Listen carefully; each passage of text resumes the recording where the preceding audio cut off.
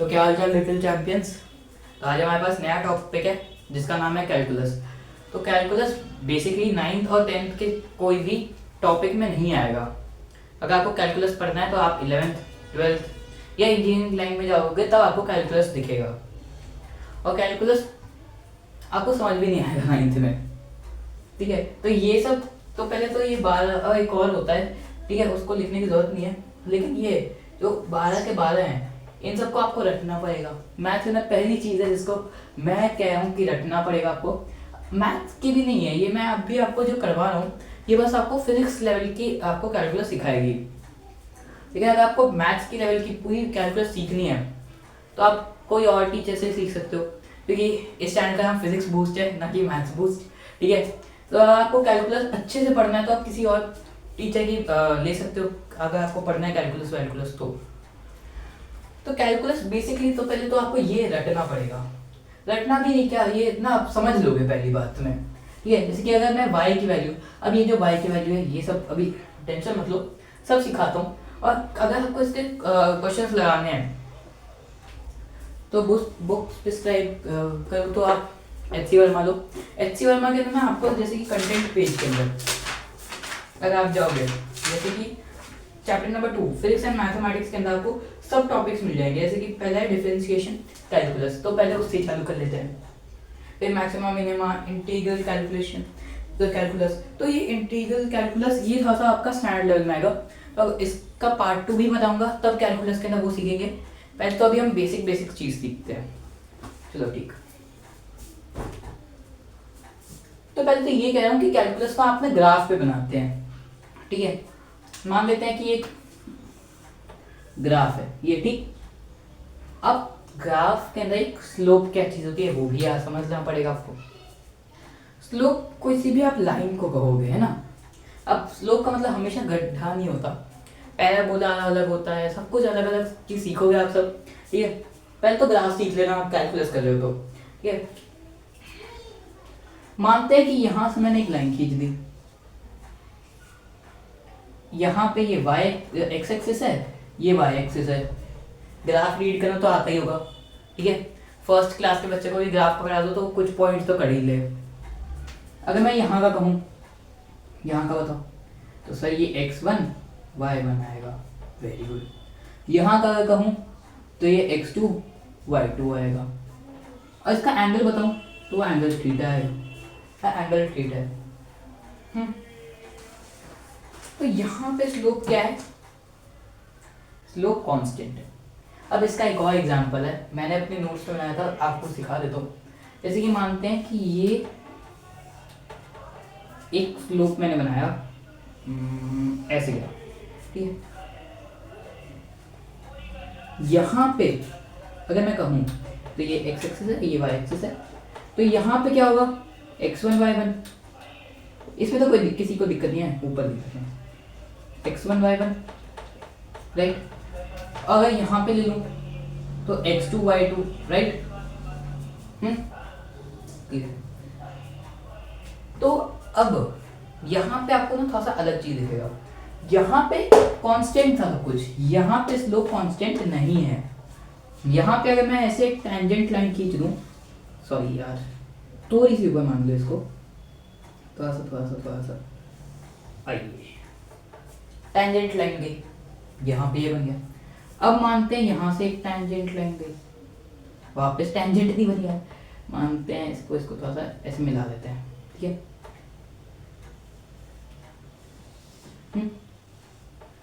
मतलब टच होके निकल गई टेंजेंट, उसको मैं कह रहा हूँ, ठीक है।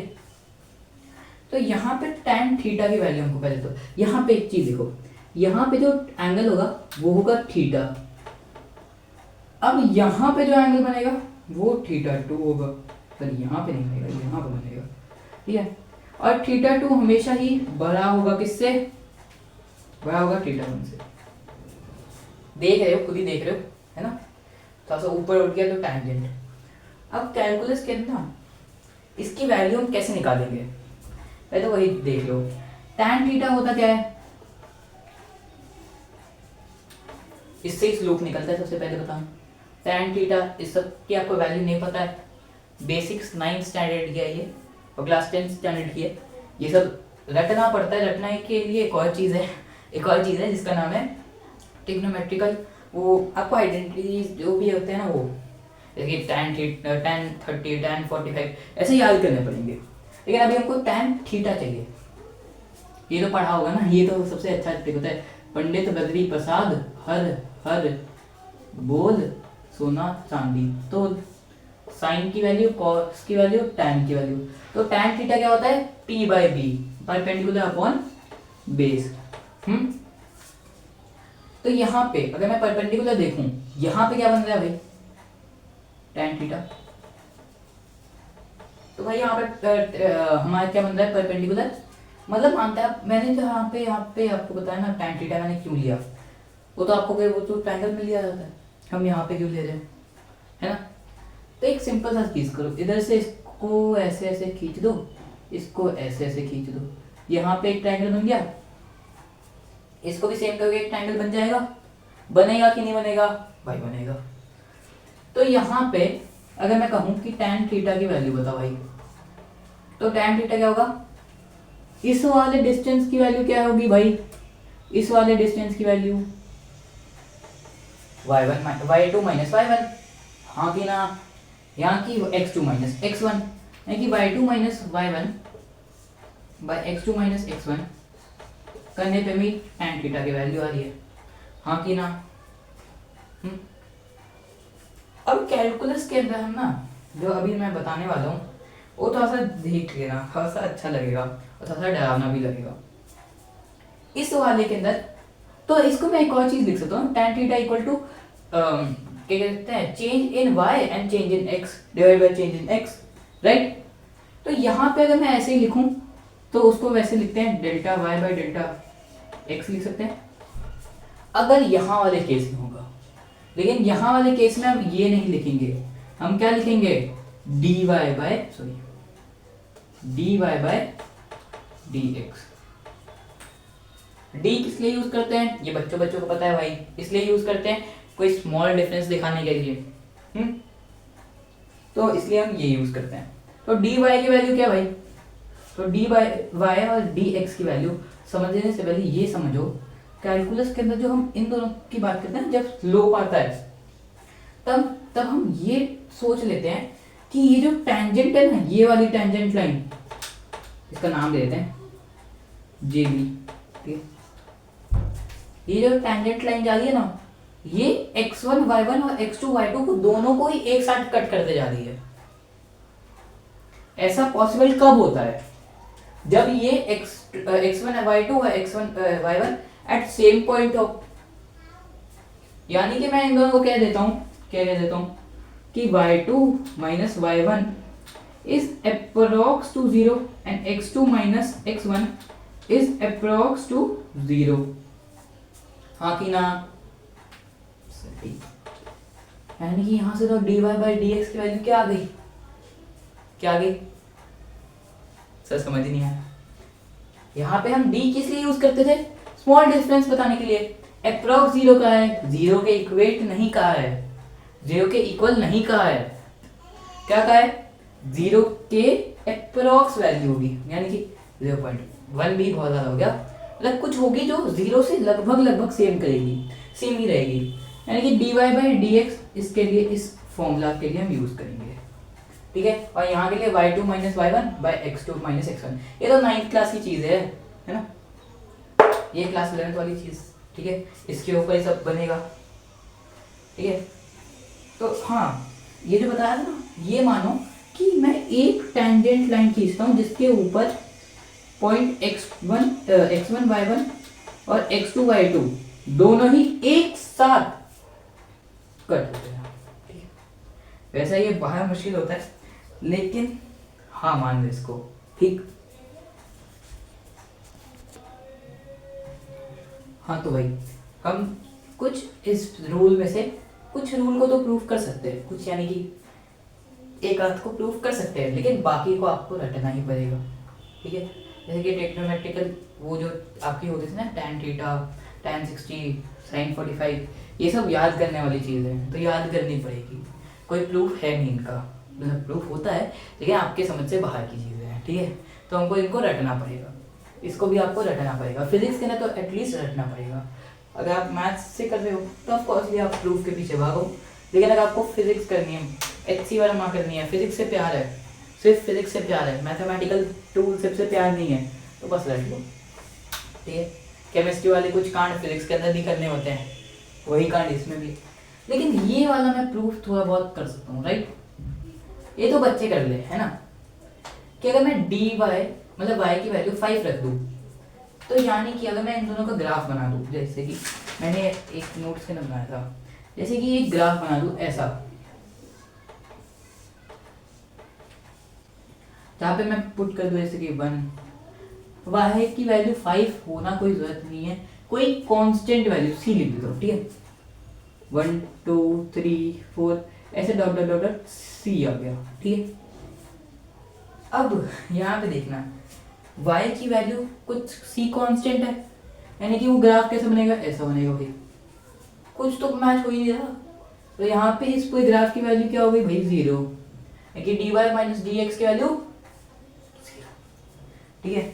ये तो चीज थी आपको आने वाली, ये तो समझना पड़ेगा।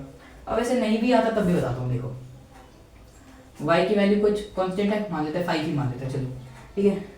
तो यानी कि dy by dx equal to 0 हो जाएगा कि नहीं, सच बताओ, थोड़ा सा दिमाग खुद लगाओ, है ना। स्लोप खुद 0 क्यों होगा, क्योंकि स्लोप 0 है, इसलिए इसके वजह से ये dy बाय dx 0 हो जाए।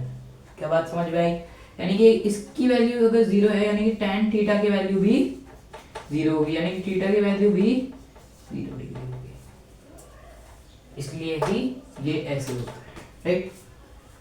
चलो ठीक, सेकंड वाला थोड़ा सा ना, ये सेकंड वाला थोड़ा सा इंपॉर्टेंट है एज सच, 11th-12th इंजीनियरिंग के लिए नहीं, लेकिन हाँ ये कहीं कहीं बहुत जगह पूछा जाता है ऐसे सवाल, ठीक है।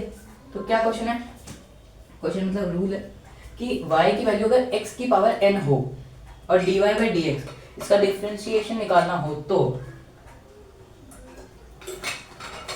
हम n इंटू एक्स की पावर n माइनस 1 कर देंगे।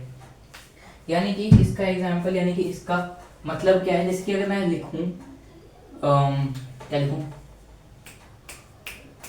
ऐसे ही 5 की पावर मैंने लिख दी है, ये चलो x की पावर मैंने लिख दी है 5, यानी कि अगर मैं इसका डिफरेंशिएशन कर दूं,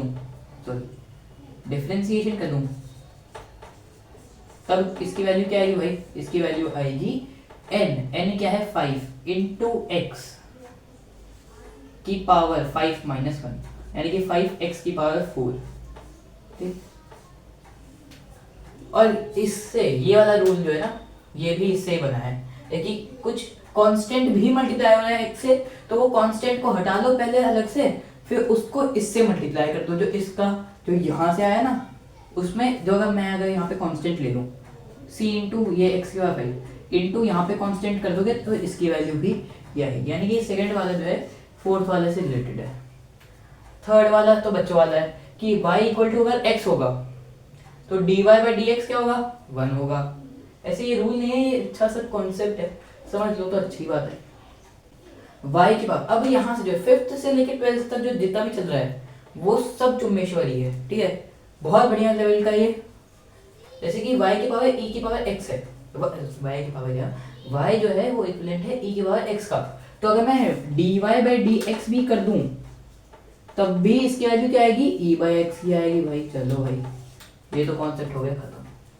तो मतलब ये आपको ऐसे ही नहीं मिलेंगे ना, ठीक है, इतना भी आसान नहीं होता। इसके अंदर ही एक सब टॉपिक आता है जिसको हम कहते हैं इंटीजर्स, ठीक है, इंटीजर्स ऑफ कैलकुलस, वो भी करना पड़ेगा आपको, तब सीखोगे इन सब की वैल्यू कितनी खतरनाक जानवर है ये लोग, ठीक है। फिर ये log x वाला तो सबको आता ही है, सबको नहीं आता, सीखना पड़ता है। जैसे कि log की पावर, log बेस e की पावर x है, तो यहाँ पे अगर डिफरेंशिएशन निकाले दोनों का, ये x है, ठीक है, डिफरेंशिएशन निकाले तो 1 बाय x आएगा, ओके। y की पावर a की पावर x है तो ax log e की e बेस a आएगा। ये सब 2 तो 3 4 ऐसे हैं कि आपको रटना ही पड़ेगा, देख, अगर रटना भी नहीं पड़ेगा मैथ्स के अंदर या फिजिक्स के अंदर, आप जब भी क्वेश्चन करते रहते हो ना, आपके दिमाग में खुद आ जाता है कि हाँ tan इसकी पावर ये होगी, साइन इसकी ये होगी, कॉस इसका ये वैल्यू होगा, अपने आप दिमाग में बैठ जाता है, ठीक है। फिर y की पावर अगर साइन x है तो डिफरेंशिएशन करने के बाद cos x हो जाती है। ये भाई बहुत बढ़िया चीज़ है। ये जो चीज़ होती है ये आपको क्या कहते हैं अलजेब्रा ऑफ कैलकुलस में मिलेगा। y अगर वैल्यू है cos x तो इसकी वैल्यू हो जाती है माइनस साइन x, ठीक है। साइन से cos हुआ तो cos से माइनस साइन हुआ, ठीक है। tan से sec स्क्वायर x हो जाता है, ठीक है। अगर y की वैल्यू tan x है तो sec स्क्वायर x हो जाएगा, और y अगर वैल्यू है sec x तो sec x tan x, ऐसे ऐसे जैसे कि आखिरी बच गया y के लिए cos sec s है x है तो minus cos x into cot x, ठीक है। ये सब रटना पड़ेगा, ठीक है। कुछ चीज़ें होती हैं जिनको रटना ही पड़ेगा। इनको क्वेश्चन बहुत बढ़िया बढ़िया आते हैं, ठीक है। जैसे कि हाँ, जैसे कि इसी का वैल्यू आ गया, जैसे कि क्वेश्चन आया था, ये कहीं भी तो आया था, ये मैंने देखा था, ये जब मैंने अपने लिए नोट्स बनाया था तब मैंने ये क्वेश्चन लिखा था कि y जो है y की वैल्यू है x square, then find the differentiation of इसका, क्या होगा भाई, पावर अभी सिखाया था यही तो है, पावर यहाँ पे आके इनटू हो जाएगी इससे की पावर 2 माइनस 1 यानी कि 2x इसकी वैल्यू है इस डिफरेंशिएशन की, राइट। फिर इसका अलजेब्रा ऑफ डिफरेंशिएशन अगर आपको पढ़ना है, और अलजेब्रा ऑफ डिफरेंशिएशन चुंबेश्वरी टॉपिक है, अगर आपको पढ़ना है तो पार्ट 2 के लिए कमेंट करो, ठीक है। और वैसे भी कोई लाइक डिसलाइक सब्सक्राइब करता है नहीं मेरे चैनल को, तो ये मैं अपने शॉर्ट नोट्स के लिए बना रहा हूँ भाई, ठीक है। तो आज के लिए इतना ही, please subscribe my channel, bye bye.